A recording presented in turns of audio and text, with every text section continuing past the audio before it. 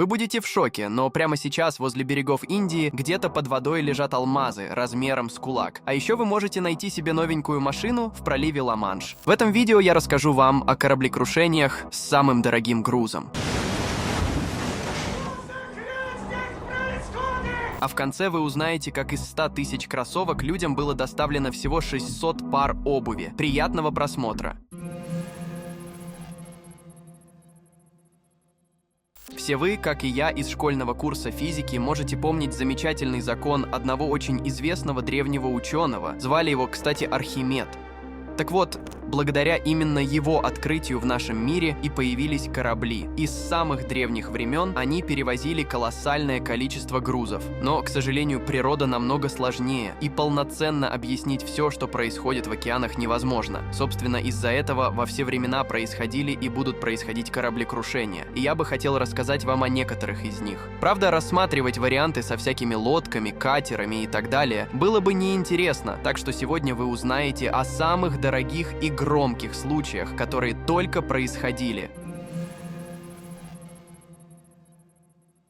И первый интересный случай произошел в далеком 17 веке, в 1622 году. Проводилась целая экспедиция по вывозу драгоценностей с берегов Кубы. Тогда был собран целый флот, до верха загруженный драгоценными металлами, различными товарами, специями и другими весьма дорогими предметами того времени. Всего в состав этой группы входило целых 28 галеонов. Вы только представьте, насколько это много. И вот весь флот собирался выйти в далекий путь в сторону Испании. 4 сентября он вышел из порта. Погода обещала быть замечательной, однако уже к следующему дню она весьма сильно испортилась.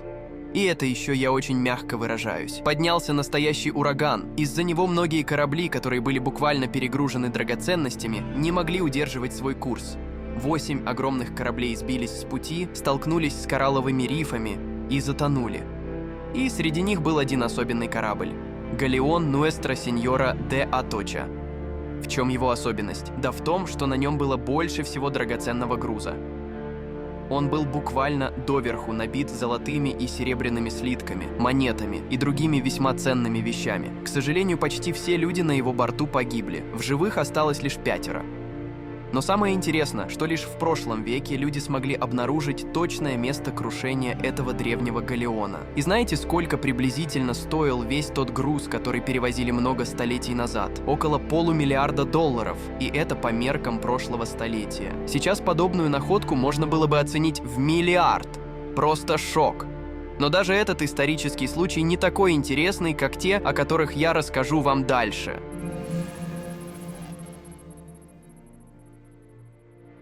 Вы когда-нибудь слышали о цветке моря? Нет. Я сейчас не о каком-то растении, которое вы смогли бы найти во время прогулки по побережью. Флор де ла Мар – один из самых известных кораблей в мире, благодаря чему он обрел свою популярность. Все из-за груза на его борту.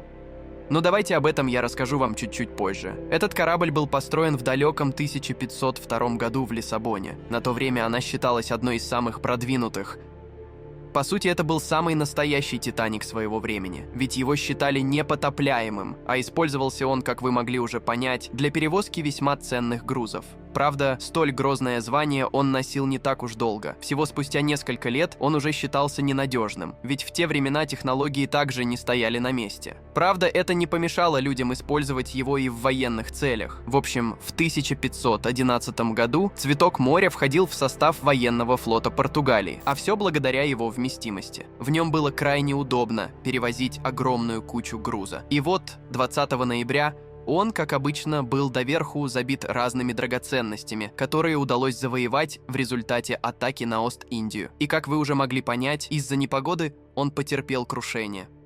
В те времена достать со дна моря или океана любой груз было весьма проблематично. Ну а спустя века, даже в наше время, в прошлом случае все смогли найти. Тут все дело в самом грузе. Если испанский галеон перевозил драгоценные металлы, то этот португальский корабль – изумруды и алмазы. А они не могут быть обнаружены благодаря обычным локаторам. В общем, корабль до сих пор лежит где-то под водой, а вокруг него разбросаны тысячи драгоценных камней. Но сколько же они стоят? Ребята, я был просто в шоке, когда узнал приблизительную сумму. По оценкам историков, груза там было на $2 миллиарда.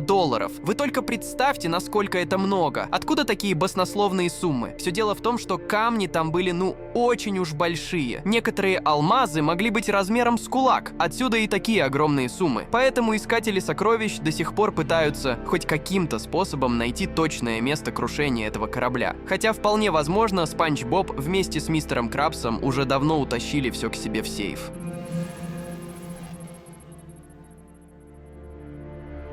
Но что я все о древних крушениях? Давайте лучше поговорим о современной истории. Правда, хочу сразу вам сказать, такие ценные грузы почему-то перестали перевозить в огромных количествах на одном судне. Наверное, люди все-таки умеют учиться на ошибках. Да и драгоценные металлы в различных странах перестали использоваться в таких количествах, ведь на смену пришли купюры и банковские переводы. А еще человечество разработало отличную вещь – морской контейнер. Он обладает огромной прочностью, большой вместимостью, да и перевозить их крайне удобно. Так что можете не переживать, ваша посылка с AliExpress точно дойдет до вас. Или все-таки нет?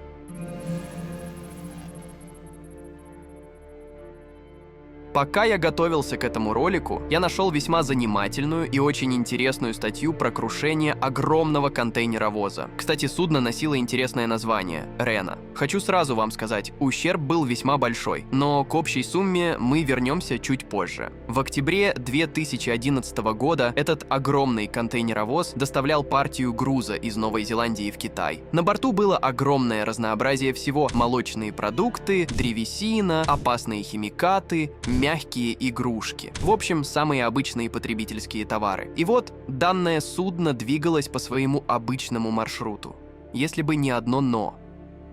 Оно по какой-то непонятной причине отклонилось от курса на довольно большое расстояние. К чему это привело? Да к тому, что корабль сел на мель. Правда, тут уже есть некоторые вопросы. Дело в том, что судно столкнулось с рифом, который был отмечен на картах. Плюс к этому там даже был маяк, который точно давал понять капитану, что стоит держаться подальше от этого места. Но он по какой-то причине в условиях нормальной видимости ночью повел корабль именно в этот самый риф. Хотя СМИ и пишут о том, что в тот день была непогода, многие факторы опровергают это. В наше время на каждом корабле есть GPS-навигаторы, которые никогда не позволят сойти с курса многотонным махинам. Да и в целом, технологии развились настолько, что столкнуться с рифом в открытом море или океане при соблюдении всех правил практически невозможно. Но команда корабля смогла этого добиться. За что, кстати, капитана и еще пару его помощников отправили на скамью подсудимых. В чем была основная проблема случившегося? Нет, не в том, что груз был утерян, или то, что задерживаются сроки его доставки. Риф настолько сильно повредил контейнеровоз, что в воду начало поступать огромное количество топлива. Все это привело к огромной экологической катастрофе. Трудно сосчитать, сколько всего погибло животных из-за этого. Но я точно могу вам сказать одно. На несколько лет вперед все живое в зоне разлива нефти было уничтожено.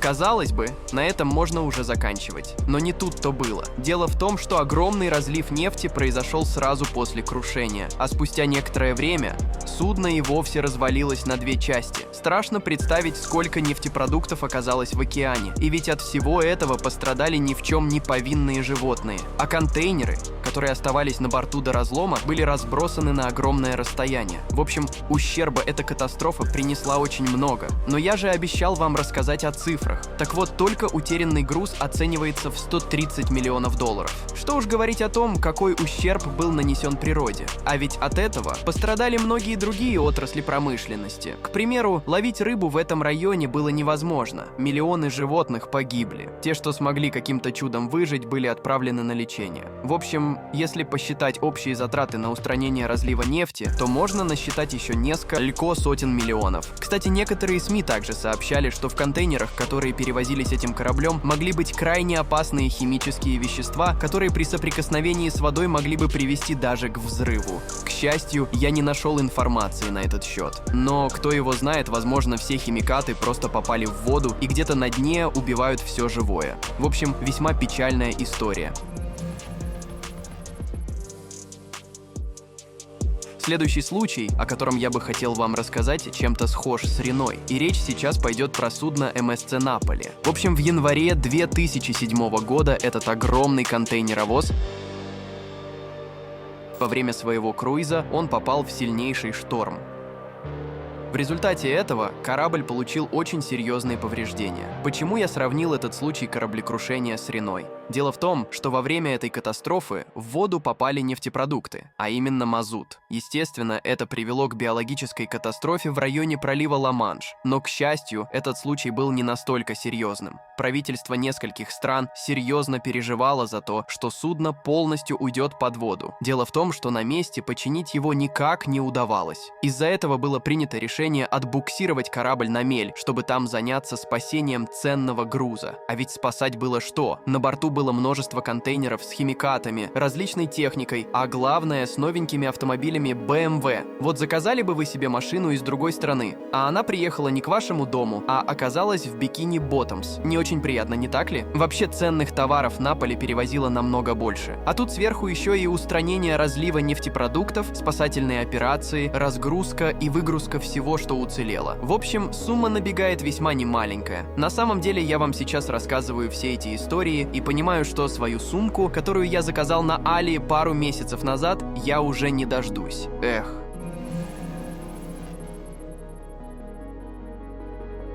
Но, пожалуй, самым дорогим случаем кораблекрушения произошел в 2013 году. В июне этого года огромный контейнеровоз двигался из Сингапура в Саудовскую Аравию. На его борту было очень много груза. В списках были и дорогостоящие автомобили, и электроника, и обычные потребительские товары. В общем, все как обычно. Но необычно то, сколько контейнеров было уничтожено. Дело в том, что в таких случаях обязательно проводятся спасательные операции. И если в предыдущих катастрофах спасатели смогли уберечь от уничтожения хоть несколько контейнеров, то тут их пострадало, очень уж много. А все из-за пожара, который возник во время буксировки носовой части корабля. Всего на борту судна было около 2000 контейнеров, но большинство из них было просто уничтожено топливом, которое хранилось как раз-таки в носовой части. Кстати, назывался тот контейнеровоз «Мол Комфорт». Теперь рыбки да крабики с комфортом поселились в его затопленных частях. Общая сумма потерянного груза оценивается в невообразимые $400 миллионов. Кругленькая сумма, не так ли? Конечно, это не сравнится с Цветком моря и его 2 миллиардами, но все равно, лично меня радует тот факт, что из-за этой катастрофы почти не пострадали животные, ведь в результате крушения не было обнаружено большое количество нефтепродуктов, лишь небольшая масляная пленка прямо рядом с местом катастрофы.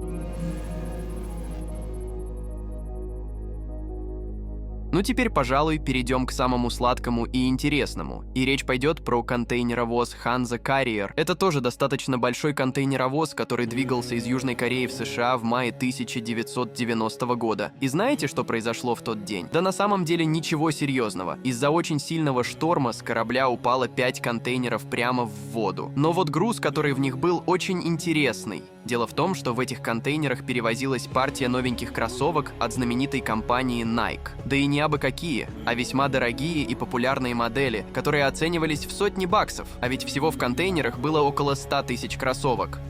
И если примерно посчитать цену за пару, то выйдет кругленькая сумма, примерно в $5 миллионов.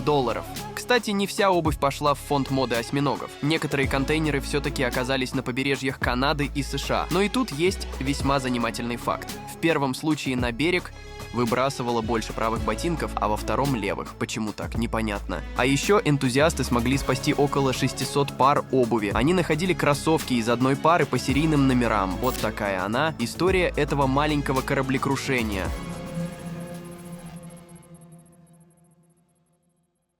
А какая из катастроф запомнилась вам больше всего?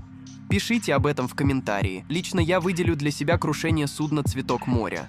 Так и манит отправиться на поиски вместе с профессиональными охотниками за сокровищами, чтобы достать себе парочку бриллиантов. Кстати, насчет профи. Друзья, у вас есть возможность попасть в нашу команду. Если вы владеете навыками видеомонтажа, можете озвучивать ролики на русском, английском и других языках, или же пишите интересные сценарии, мы будем рады с вами поработать. Пишите в Telegram-бота. Ссылка в описании. И спасибо вам за внимание.